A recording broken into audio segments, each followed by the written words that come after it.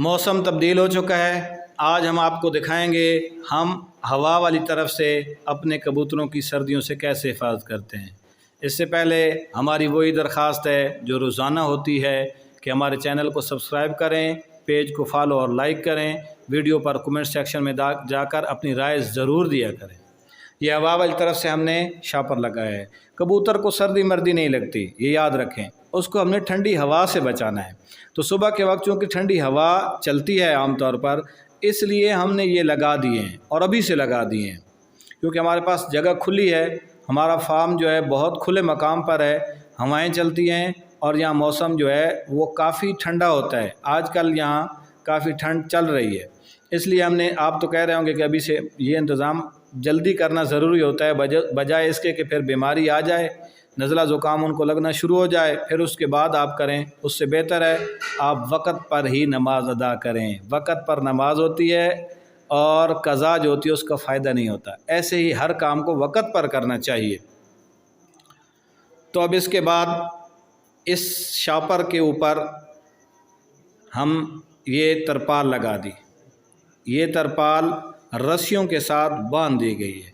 रस्सियों के साथ बांधने का फ़ायदा ये है कि हवा दूसरे रुख से जब चले तो इसको उड़ाती न रहे, क्योंकि इसके उड़ने से एक शोर पैदा होता है और वो शोर परिंदों को, कबूतरों को डिस्टर्ब करता है। सर्दी से बचाने के लिए बाज़ लोग गर्म खुराक भी देते हैं।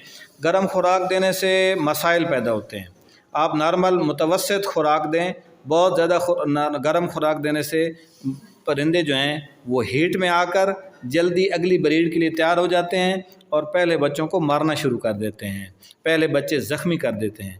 इसलिए तरतीब के साथ खुराक दी जाए। मौसम से बचाने का जो उसूली तरीका है वो ये है। गर्म खुराकें देने से इतना फ़ायदा नहीं होगा जितना आपको ये मुफ्त का ये तरतीब बनाने से फ़ायदा होगा। बाकी गर्म खुराकें भी देते हैं, वो भी आपको बताएंगे जब सख्त सर्दी आती है तो उस एतबार से बाज़ चीज़ें सर्दियों के मौसम में सर्दी की मुनासबत से ज़रूरी होती हैं, वो भी आपके साथ शेयर करते रहेंगे। इसके लिए आपसे यही दरख्वास्त है कि आप हमारे चैनल को सब्सक्राइब करें, वीडियो को लाइक करें, हमारे साथ जुड़े रहें। आपको इंशाअल्लाह ऐसी नादिर मालूमात मिलती रहेंगी और शौक़ अपना हमारा आप देखते रहेंगे हमारे साथ जुड़ने के लिए। तो ये हमने इनको सील बंद कर दिया है। अभी इसको रस्सी लगा दी जाएगी और रस्सी लगाने के बाद ये मे भी फरवरी के एंड तक या मार्च के शुरू तक ये तरपालें अब पक्की ऐसी ही लगी रहेंगी। अब दोबारा ये तरपालें खोली नहीं जाएंगी, तो इसमें ये बंद रहेंगे। ये रस्सी से पहले का सीन भी आप देख लें। अब रस्सी मारना तो बहुत ज़रूरी है, क्योंकि हवा किसी भी तरफ से आकर एक तो तरपालें फट सकती हैं, दूसरा एक धमक सी पैदा होती है जिससे परिंदे जो हैं वो डिस्टर्ब होते हैं, और रस्सी बांधने से एक सुकून सा हो जाता है।